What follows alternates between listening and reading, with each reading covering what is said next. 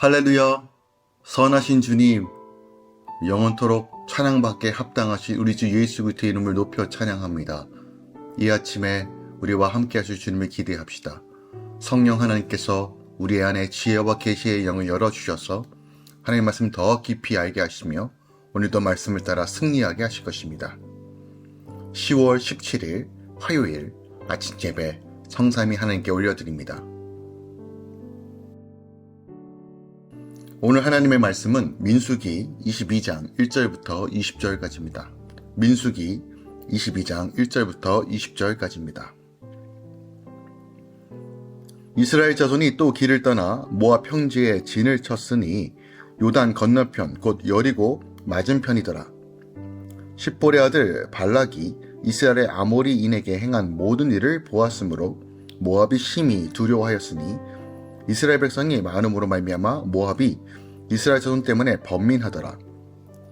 미디안 장로들에게 이르되 이제 이 무리가 소가 밭의 풀을 뜯어 먹음같이 우리 사방에 있는 것을 다 뜯어 먹으리로다 하니 그때 십볼의 아들 발락이 모압 왕이었더라. 그가 사신을 부올의 아들 발람의 고향인 강가 부돌에 보내어 발람을 부르게 하여 이르되 보라, 한 민족이 애굽에서 나왔는데 그들이 지면에 덮여서 우리 맞은편에 거주하였고 우리보다 강하니 청하건대 와서 나를 위하여 이 백성을 저주하라. 내가 혹 그들을 쳐서 이겨 이 땅에서 몰아내리라. 그대가 복을 비는 자는 복을 받고 저주하는 자는 저주 받은 줄 내가 알미니라. 모압 장로들과 미디안 장로들이 손에 복채를 가지고 떠나 발람에게 이르러 발락의 말을 그에게 전하매 발람이 그들에게 이르되 이 밤이 여기서 유숙하라. 여호와께서 내게 이르시는 대로 너에게 대답하리라. 모압 귀족들이 발람에게서 유숙하니라. 하나님이 발람에게 임하여 말씀하시되 너와 함께 있는 이 사람들이 누구냐? 발람이 하나님께 아뢰되 모압 왕 십볼의 아들 발락이 내게 보낸 자들이다 이르기를 보라, 애굽에서 나온 민족이 지면에 덮였으니 이제 벌써 나를 위하여 그들을 저주하라. 내가 혹 그들을 쳐서 몰아낼 수 있으리라 하나이다. 하나님이 발람에게 이르시되 너는 그들과 함께 가지 말고 그 백성을 저주하지도 말라. 그들은 복을 받은 자들이니라. 발람이 아침에 일어나서 발락의 귀족들에게 이르되 너희는 너희 땅으로 돌아가라. 여호와께서 내가 너희와 함께 가기를 허락하지 아니하시느니라. 모압 귀족들이 일어나 발람에게로 가서 전하되 발람이 우리와 함께 오기를 거절하나이다. 발락이 다시 그들보다 더 높은 고관들을 더 많이 보내매 그들이 발람에게로 나아가서 그에게 이르되 십볼의 아들 발락의 말씀에 청하건대 아무 것에도 거리끼지 말고 내게로 오라.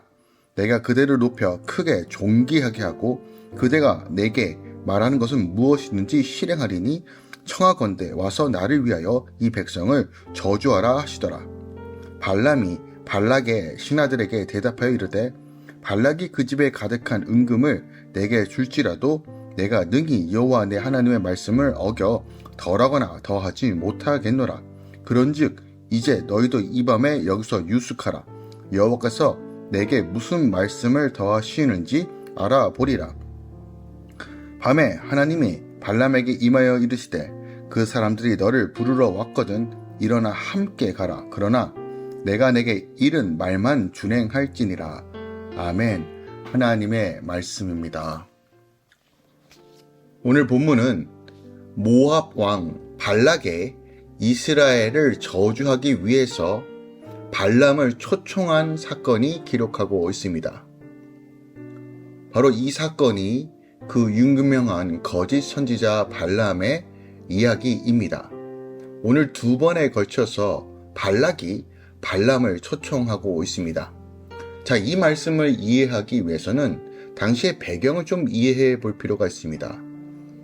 민수기 14장 22절에서 25절에 보면 가데스 바네아에 저주를 받았던 출애굽기 1세대가 다 죽고 이젠 2세대를 중심으로 새로운 정복을 향해 행군을 시작한 이스라엘 백성들이 이젠 그들의 진로를 방해했던 요단 동편의 아모리 족속들을 정복함으로써 이제 요단 동편을 평정하고 본격적으로 가나안 땅 정복을 향해 나아가기 위해 집결하고 있는 것입니다. 그리고 가장 좋은 장소인 모압 평지에 진을 치고 있어요.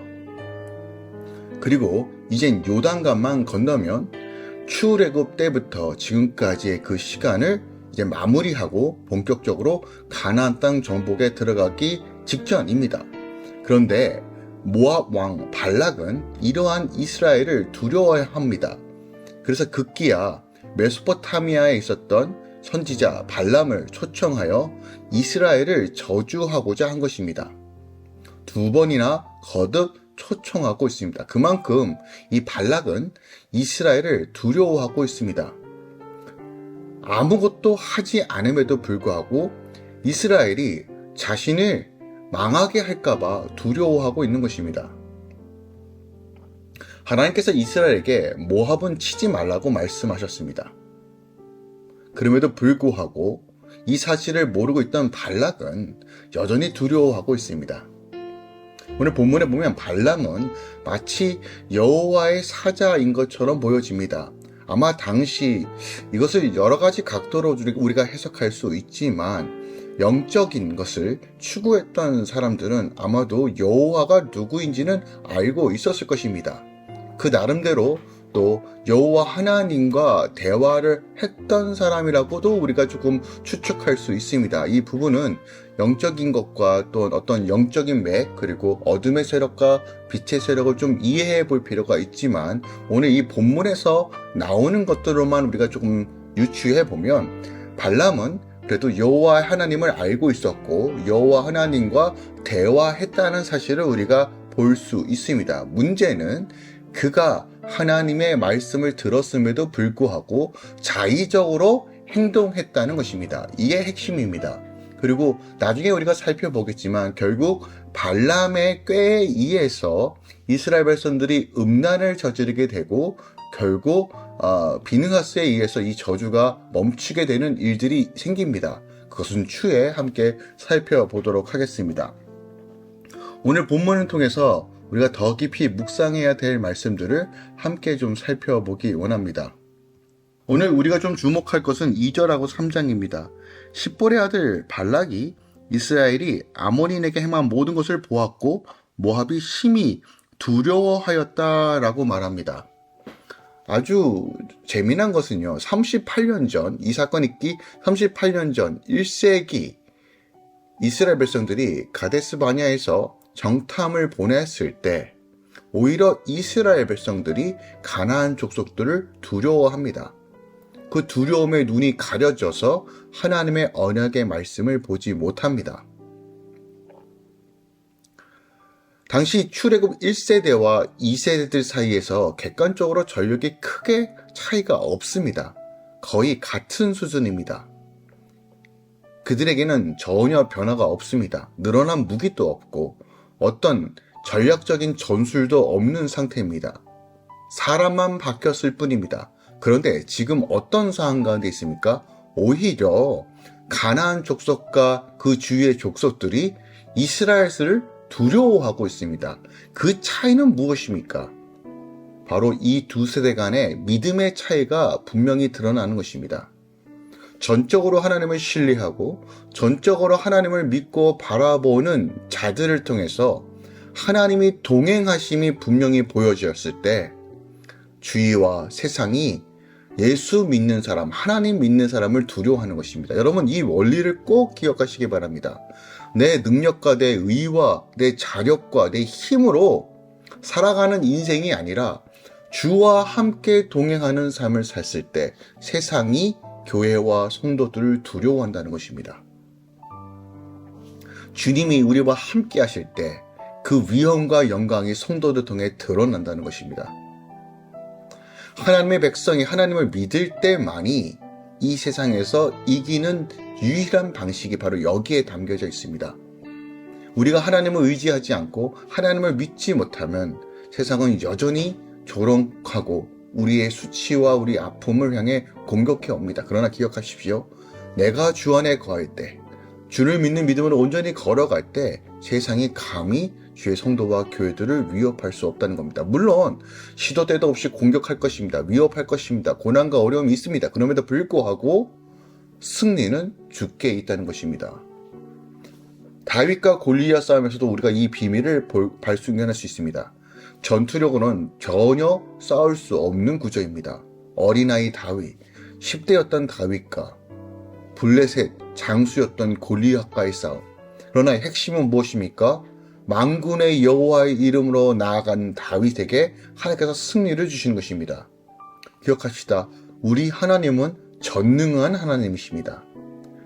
여러분, 이 전능이란 almighty라고 번역되어 있는 이 전능은요, 능력이 많다는 뜻이 아닙니다.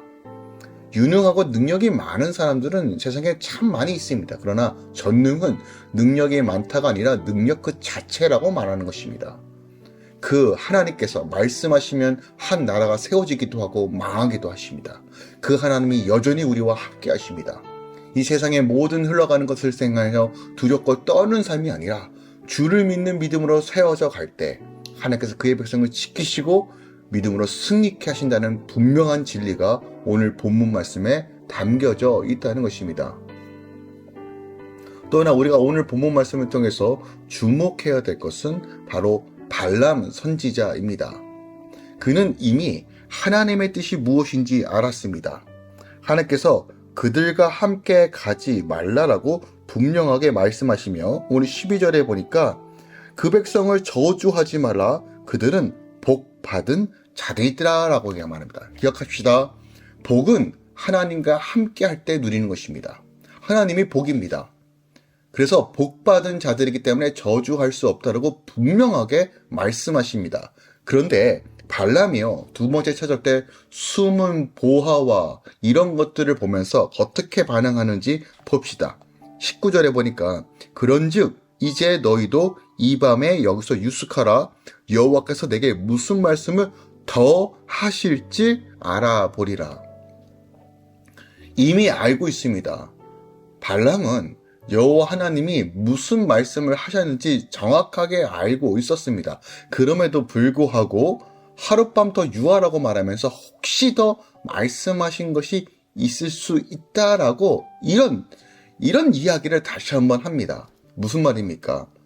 하나님의 뜻을 알면서도 눈이 돌아간 겁니다. 탐욕과 욕심으로 인해 돌아간 것입니다. 오늘날 우리가 경계해야 될 것이 이것입니다. 세상은요, 수많은 탐욕과 유혹과 미혹된 것을 통해서 우리의 믿음을 갉아먹고 자의적 해석을 통해서 마치 하나님을 소개하려고 합니다. 발람과 같은 사람들이 너무 많습니다. 이미 하나님께서 말씀하셨음에도 불구하고 아니야, 이건 하나님의 뜻이 아니야 라고 거절하고 다시 내가 원하는 대답을 하실 때까지 하나님을 붙드는 사람들이 있습니다. 기억합시다.